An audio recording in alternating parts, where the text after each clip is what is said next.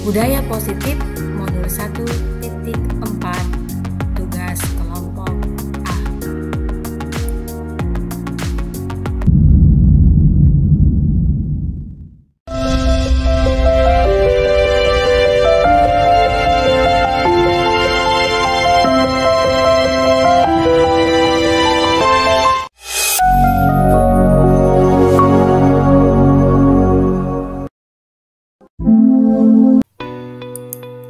Kami kelompok A beranggotakan 4 orang, yaitu Ibu Selvianti Bali, MPD, Bapak Palan Tanjung, SPD, Bapak Siteswaru, SPD, dan Bapak Sirisma Laya, SPD.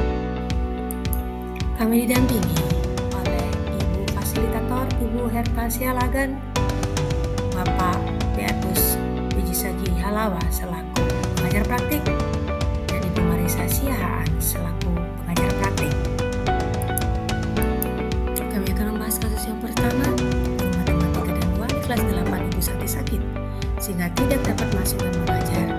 Akhirnya dicarikan guru pengganti Ibu Eni. Ibu Eni baru 2 tahun menjadi guru SMP.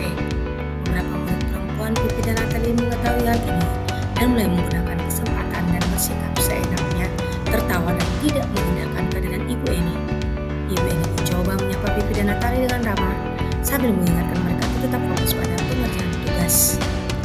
Ayolah, tugasnya dikerjakan, nanti ibu tunggu bapak kepala sekolah kalau kalian tidak kerjakan tugas. Tolong bantu ibu ya. Namun Vivi dan Natali malah jadi tertawa. Ibu santai saja bu. Mereka tetap tidak mengerjakan tugas dan malah mengobrol. Keesokan harinya Ibu Santi memanggil Vivi dan Natali serta menanyakan tentang laporan Ibu Eni. Ibu Santi menanyakan apakah mereka bersedia melakukan perbaikan masalah yang ada. Vivi dan Natali sempat ragu-ragu dan membela diri, namun pada akhirnya mengatakan akan meminta maaf. Ibu Santi menanggapi bahwa tindakan itu boleh saja dilakukan bila mereka sungguh-sungguh ingin meminta maaf. Namun Ibu Santi menanyakan kembali apa yang mereka bisa lakukan untuk menggantikan rasa tidak dihormati Ibu Santi. Baik Vivi maupun Natali mengakui bahwa perilaku mereka tidak sesuai dengan keyakinan kelas. Ibu Santi melanjutkan kembali apa yang akan mereka lakukan untuk memperbaiki masalah. Apakah ada gagasan? Setelah berpikir sejenak, Natali dan Vivi mengusulkan bagaimana kalau mereka mengadakan sebuah diskusi kelompok dengan teman-teman sekelasnya. Tema yang mereka pilih adalah penerapan keyakinan kelas, terutama tentang sikap saling menghormati dan bagaimana penerapannya di kehidupan sehari-hari di sekolah. Usulan kedua adalah mengirim email kepada Ibu Eni tentang gagasan mereka tersebut. Mereka pun memberitahu Ibu Eni bahwa mereka telah memberitahu kepala sekolah, Pak Hasan, bila lain waktu ada ketiadaan guru, maka mereka akan mengusulkan diri sebagai guru pengganti. Yang menjadi pertanyaan pada kasus yang pertama adalah, dalam kasus di atas langkah-langkah restitusi apa saja yang sudah dijalankan oleh Ibu Santi? Menurut Anda, apakah restitusi yang diusulkan oleh pidana tadi sudah sesuai dengan pelanggaran yang telah dibuat? Apakah langkah-langkah restitusi yang telah diusulkan mereka? Dalam kasus di atas, posisi apakah yang telah diambil oleh Ibu Eni dalam menangani kondisi Vivi dan Natali? Jelaskan jawabannya. Jika Anda adalah Pak Hasan, bagaimana Anda menyikapi langkah yang ditempuh Ibu Santi? Langkah-langkah restitusi yang sudah dijalankan Ibu Santi adalah menstabilkan identitas. Dalam hal ini Ibu Santi menanyakan apakah mereka bersedia melakukan memperbaiki permasalahan yang ada. Vivi dan Natali sempat ragu-ragu dan membela diri, namun pada akhirnya mengatakan akan minta maaf. Berikutnya validasi tindakan yang salah. Ibu Santi menanggapi bahwa tindakan itu boleh saja dilakukan bila mereka sungguh-sungguh ingin meminta maaf. Namun Ibu Santi menanyakan kembali apa yang mereka bisa lakukan untuk menggantikan rasa tidak dihormati Ibu Santi. Baik Vivi maupun Natali mengakui bahwa perilaku mereka tidak sesuai dengan keyakinan kelas. Dan langkah yang terakhir yaitu menanyakan keyakinan, di mana terlihat dalam kalimat yang disampaikan oleh Ibu Santi, yaitu apa yang akan Vivi dan Natali lakukan untuk memperbaiki masalah. Apakah ada gagasan?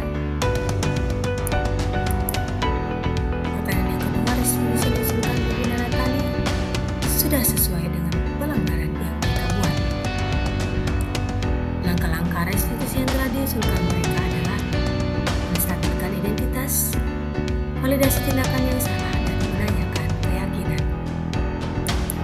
Untuk yang ketiga, pertanyaan yang ketiga itu, dan Natali adalah sebagai teman. Dalam hal ini terdapat pada kalimat bahwa ayolah tugas yang dikerjakan, nanti ibu tegur bapak kepala sekolah kalau kalian tidak kerjakan tugas. Tolong bantu ibu ya. Dan jawaban untuk pertanyaan yang keempat, jika saya adalah Pak Hasan, saya menyikapi langkah yang ditempuh oleh Ibu Santi dengan cara mendukung setiap hal yang dilakukan oleh Ibu Santi sebagai penyelesaian masalah. Lanjut ke kasus 2. Sabrina hari itu bangun terlambat dan terburu-buru sampai di sekolah. Dia pun akhirnya sampai di gerbang sekolah, tapi baru menyadari kalau tidak menggunakan sepatu hitam seperti tertera di peraturan sekolah. Di depan pintu kelas, Bapak Lukman memperhatikan sepatu Sabrina yang berwarna coklat. Sabrina berusaha menjelaskan bahwa dia terburu-buru dan salah mengenakan sepatu. Pak Lukman menanyakan Sabrina apa peraturan sekolah tentang seragam warna sepatu. Sabrina menjawab sudah mengetahui sepatu harus berwarna hitam, namun terburu-buru dan salah menggunakan sepatu. Selain tidak mungkin kembali pulang karena rumahnya jauh sekali, Pak Lukman tetap bersikeras pada peraturan yang berlaku dan mengatakan, "Ya sudah, kamu sudah melanggar peraturan sekolah. Kamu salah. Sudah terlambat, salah pula warna sepatunya. Segera buka sepatumu kalau tidak bisa mengenakan warna sepatu sesuai peraturan." Sabrina meminta maaf dan memohon kembali kepada Pak Lukman agar tetap dapat mengenakan sepatunya dan berjanji tidak akan mengulang kesalahannya. Namun Pak Lukman tidak mau tahu. "Tidak, kamu telah melanggar peraturan sekolah. Kalau tidak sanggup, ambil sepatu di rumah atau diantarkan sepatumu ke sekolah. Ya sudah, kamu tidak bersepatu saja seharian di sekolah. Sekarang copot sepatumu dan silahkan belajar tanpa sepatu seharian." Sabrina pun dengan berat hati mencopot sepatunya dan memberikannya kepada Pak Lukman. Seharian dia tidak berani berkeliling sekolah karena malu dan lebih banyak berdiam diri di kelas tanpa alas sepatu. Yang menjadi pertanyaan pada kasus 2 yaitu yang pertama, dalam kasus di atas sikap posisi apakah yang diambil oleh Bapak Lukman? Jelaskan apakah indikatornya. Yang kedua, bila Bapak Lukman mengambil posisi seorang manajer, apa yang akan dikatakannya? Pertanyaan-pertanyaan seperti apakah yang akan diajukan ke Sabrina? Jelaskan. 3. Kira-kira bila Anda adalah kepala sekolah di sekolah tersebut, nilai kebajikan apa yang ingin ditujukan oleh peraturan harus berwarna hitam? Bagaimana Anda menyikapi langkah yang diambil Pak Lukman mengenai kasus tersebut? Dalam kasus Sabrina, Pak Lukman mengambil posisi sebagai penghukum. Indikatornya adalah ketika Pak Lukman menyampaikan kalimat, "Ya sudah, kamu sudah melanggar peraturan sekolah. Kamu salah. Sudah terlambat. Salah pula warna sepatunya. Segera buka sepatumu kalau tidak bisa menggunakan warna sepatu sesuai peraturan sekolah." Sikap yang seharusnya dilakukan oleh Pak Lukman ketika dia berada pada posisi manajer adalah menstabilkan identitas. Di situ terlihat pada kalimatnya yaitu, "Ya, namanya juga buru-buru, pasti ada yang lupa, ya kan, tak apa-apa, itu wajar kok." Memvalidasi kesalahan. Ketika Pak Lukman berkata, "Kenapa kamu terlambat?" "Maaf Pak, saya terlambat bangun tidur, jadi saya terburu-buru dan lupa menggunakan warna sepatu." Dan menanyakan keyakinan. "Kamu tahu kan bahwa aturan sekolah adalah menggunakan sepatu hitam? Nah, bagaimana kamu bisa memperbaiki ini supaya tidak terulang kembali?" Nilai kebajikan yang ingin dituju adalah disiplin, tepat waktu, dan tanggung jawab. Untuk menyikapi langkah yang diambil Pak Lukman adalah memanggil Pak Lukman ke ruang kepala sekolah untuk diskusi, Menstabilkan identitas Pak Lukman bahwa penegakan disiplin adalah hal yang baik untuk dilakukan. Validasi terlebih dahulu tentang tindakannya, apakah tindakannya berdampak positif atau negatif terhadap siswa, dan menanyakan keyakinan sekolah kepada Pak Lukman dan menanyakan apakah dia sudah merasa sudah tepat dalam mengambil tindakan tersebut. Lanjut ke kasus 3. Ibu Dani sedang menjelaskan pelajaran bahasa Inggris di papan tulis. Namun beliau memperhatikan bahwa Fajar malah tidur-tiduran dan tapak acuh tak acuh pada pelajarannya. Fajar coba jawab pertanyaan nomor 3. Maju ke depan dan kerjakan di papan tulis. Fajar pun tampak malas-malasan maju ke depan, dan sesampainya di depan papan tulis pun Fajar hanya diam terpaku sambil memegang buku bahasa Inggrisnya dan memainkan spidol di tangannya. Ayo Fajar, makanya jangan tidur-tiduran. Lain kali perhatikan. Sudah sana, duduk kembali. Kira-kira siapa yang bisa? Fajar pun kembali duduk di bangkunya. Hal seperti ini sudah sering kali terjadi pada Fajar. Seperti tidak memperhatikan, acuh tak acuh, dan nilainya pun tidak terlalu baik untuk pelajaran bahasa Inggris. Pada saat ditegur oleh Ibu Dani, Fajar hanya menjawab, "Tidak tahu, Bu." Ibu Dani pun menjawab lirih, "Gimana kamu Fajar? Kamu tidak kasihan sama ibu ya? Ibu sudah capek-capek mengajarkan kamu. Tidak kasihan sama ibu?" Dan Fajar pun diam membisu. Yang menjadi pertanyaan dari kasus ketiga adalah yang pertama, posisi kontrol apa yang diambil oleh Ibu Dani dalam pendekatannya kepada Fajar? 2. Membaca sikap Fajar, kira-kira kebutuhan apa yang diperlukan oleh Fajar? 3. Bila mana Ibu Dani mengambil posisi pemantau, apa yang akan dilakukan atau dikatakan olehnya? Pertanyaan-pertanyaan seperti apa yang akan diajukan? Jelaskan. 4. Apabila Anda adalah kepala sekolah di sekolah Fajar dan mengetahui hal ini, bagaimana tindak lanjut Anda? Dalam hal ini, posisi kontrol yang diambil Ibu Dani adalah membuat orang merasa bersalah dan teman. Kalimat yang membuat orang merasa bersalah adalah, "Gimana sih Fajar? Kamu gak kasihan sama ibu ya? Ibu sudah capek-capek mengajarkan kamu. Gak kasihan sama ibu?" Dan Fajar pun diam membisu. Kalimat Ibu Dani yang menjadikan Fajar sebagai teman adalah, "Ayo Fajar, makanya jangan tidur-tiduran. Lain kali perhatikan. Sudah sana, duduk kembali. Kira-kira siapa yang bisa?" Kebutuhan yang diperlukan Fajar adalah kebutuhan akan pilihan, di mana dia membutuhkan untuk mencari kesenangan, humor, bermain, bersenang-senang, bergembira, antusiasme, dan tertawa. Hal ini terlihat dari sikap Fajar yang hanya tidur-tiduran, acuh tak acuh, malas-malasan, maju ke depan, diam terpaku di depan kelas, tidak memperhatikan, dan nilai-nilainya pun tidak bagus, serta tidak menjawab pertanyaan guru. Dia juga menjawabnya dengan asal-asalan seperti enggak tahu ibu. Dan jika Ibu Dani berada di posisi pemantau, maka pertanyaan yang baik untuk diajukan adalah, "Fajar, tahukah kamu bahwa tidur-tiduran di dalam kelas itu tidak baik?" Yang kedua, tahukah kamu konsekuensi apa yang akan kamu dapatkan jika nilaimu terhadap mata pelajaran bahasa Inggris tidak bagus?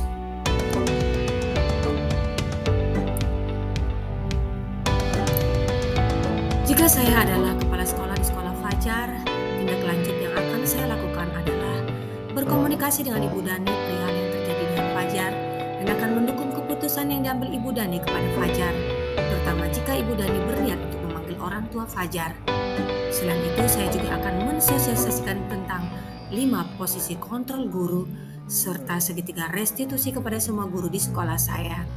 Saya akan meminta semua guru melakukan segitiga restitusi kepada semua peserta didik yang bermasalah, serta melakukan refleksi sebulan sekali mengenai kemajuan dari pelaksanaan segitiga restitusi tersebut. Dan yang terakhir adalah kasus 4. Di sini diceritakan, Anto dan Dino sedang bermain bersama di lapangan basket dan tiba-tiba terlibat dalam sebuah pertengkaran adu mulut. Dino pun menjadi emosi dan mengadakan kontak fisik, menarik kemeja Anto dengan kasar sampai 3 kancingnya terlepas. Pada saat itu guru piket langsung melerai mereka dan membawa mereka ke ruang kepala sekolah. Ibu Suti sebagai kepala sekolah berusaha menenangkan keduanya, terutama ini sedang marah sekali. Mendengar itu, Dino pun mengalir bercerita tentang kekesalan hatinya. Ibu Suti pun melanjutkan bahwa membuat kesalahan adalah hal yang manusiawi dan bahwa mempertahankan diri adalah hal yang penting. Namun meminta Dino memikirkan cara yang lain yang mungkin lebih efektif karena saat ini Dino berada di ruang kepala sekolah. Ibu Suti melanjutkan bertanya tentang keyakinan sekolah yang disepakati serta apakah Dino bersedia memperbaiki kesalahan yang telah dilakukan terhadap Anto. Dino pun akhirnya perlahan mengangguk. Kemudian Ibu Suti balik bertanya kepada Anto hal apa yang bisa dilakukan Dino untuk memperbaiki masalah. Anto menjawab, "Saya perlu kancing saya diperbaiki, Ibu. Ibu saya akan sangat marah kalau melihat kancing baju saya sampai copot 3 kancing begini." Ibu Suti pun kembali bertanya ke Dino apakah yang akan dia lakukan untuk melepas.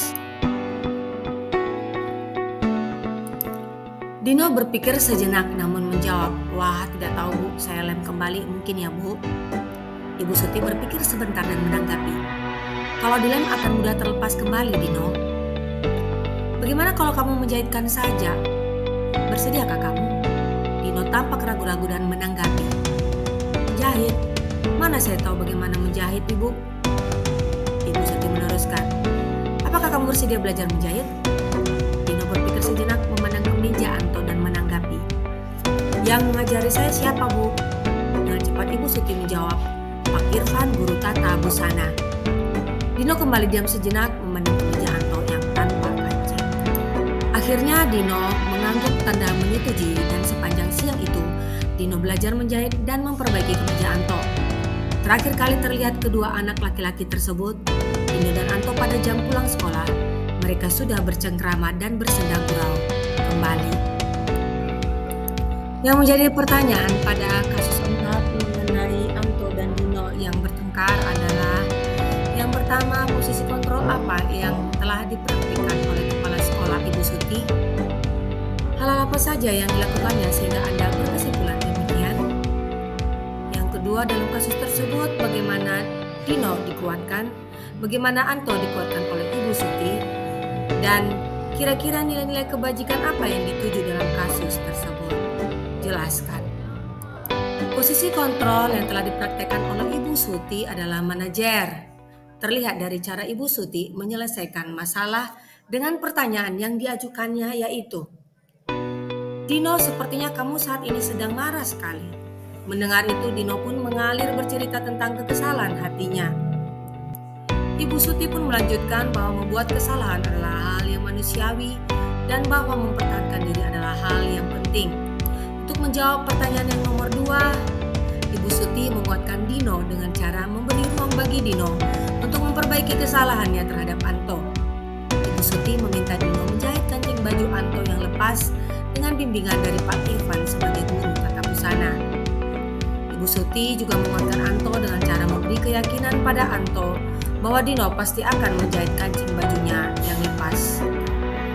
Dan yang terakhir adalah nilai-nilai kebajikan atau keyakinan kelas yang dituju dalam kasus Anto dan Dino adalah saling menghormati satu sama lain di antara sesama teman, mandiri, empati, toleransi, kejujuran, dan rasa tanggung jawab.